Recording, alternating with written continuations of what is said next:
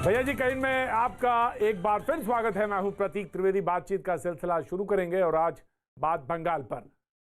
जी हां, बीजेपी के राष्ट्रीय अध्यक्ष आज बंगाल में है और उन्होंने क्या कहा पहले वो देखेंगे, उसके बाद मेहमानों से तारुफ कराएंगे और बहस की तरफ आगे बढ़ेंगे। ममता जी को न मां की इज्जत है, न माटी से प्यार है और न ही मानुष की चिंता है। इस बात को हमको समझना चाहिए। उनको किस चीज से मतलब है? तानाशाही, तानाशाही। देखिए, तानाशाही की बात सुनिए और संस्कृति की बात सुनिए। संस्कृति के नाम लेना हो तो ममता जी ने मेरे नाम के साथ साथ विशेषण जोड़ दिए। ये बंगाल की संस्कृति है क्या? ये बंगाल की संस्कृति है क्या? है क्या बोला?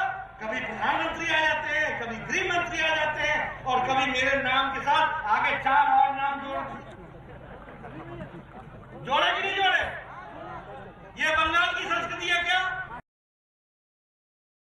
तो क्या ये बंगाल की संस्कृति है? आज इसी पर बातचीत, और बातचीत में जो मेहमान हमारे साथ जुड़े हैं उनसे हम आपका तारुफ करा दें।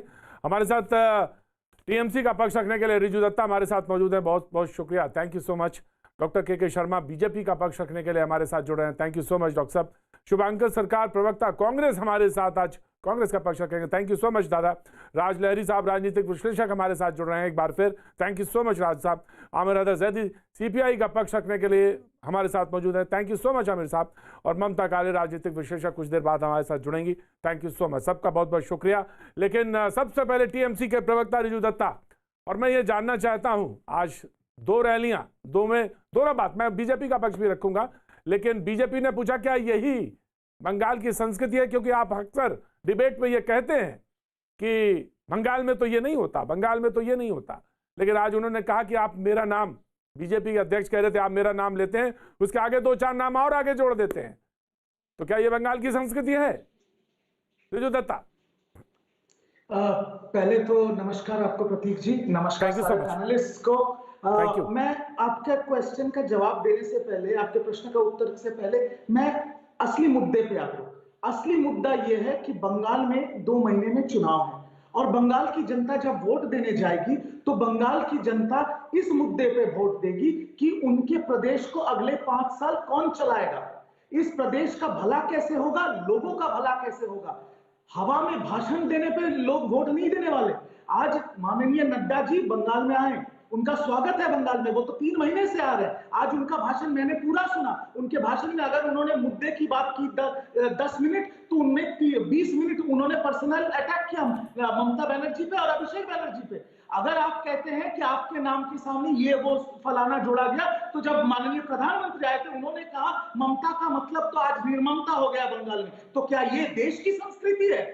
तो तलवार दोनों तरफ से कटता है सर। और अब नड्डा जी की बात पे आता हूं। उन्होंने कहा अभिषेक, वो हर बीजेपी का प्रवक्ता ये कहता है तानाशाही, तोलाबाजी, ये वो फलाना। मैं दर्शकों को बता देना चाहता हूं, अभिषेक बनर्जी ऐसे सांसद हैं जो इस देश के सबसे कम उम्र में जो संसद में गए थे, 1 लाख से ऊपर वोट लेके। आज उनके बारे में इतना बात हो रहा है। अरे ये देश में भी ऐसा कानूनी व्यवस्था है कि खूनी को भी खूनी करार नहीं दिया जाता सबूत के बिना। आपके पास क्या सबूत है? आप लोगों ने तो ये बात छोड़ के आज तक एक सबूत नहीं दिया।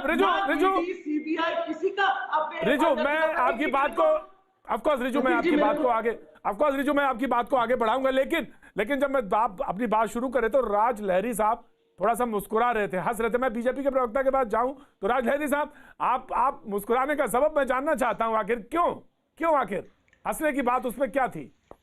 नमस्कार सभी प्रवक्ताओं को और सभी उपस्थित दर्शकों को और आपको भी दीजिए।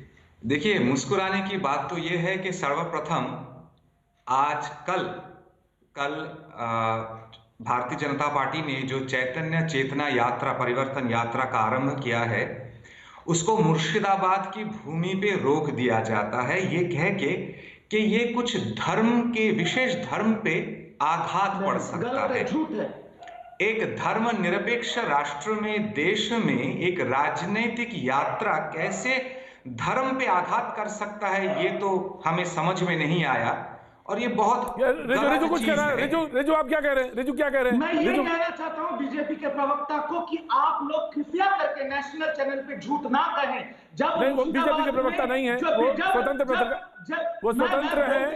ठीक है, मैं उनको फिर याद दिला देना चाहता हूं जो टेक्निकल बात है। मुर्शिदाबाद में जब परिवर्तन यात्रा हो, चैतन्य यात्रा हो, राम यात्रा हो, जो भी हो, जब उसको पुलिस ने रोका गया, पुलिस ने उनको कहा कि आपके रोड मैप में ये रास्ता नहीं है, आपने जो रास्ता तय किया है उससे जाइए, और उसके बाद भी यात्रा संपन्न हुआ है। तो फाइनली नेशनल राजलारी अपनी बात कंप्लीट कर लीजिए।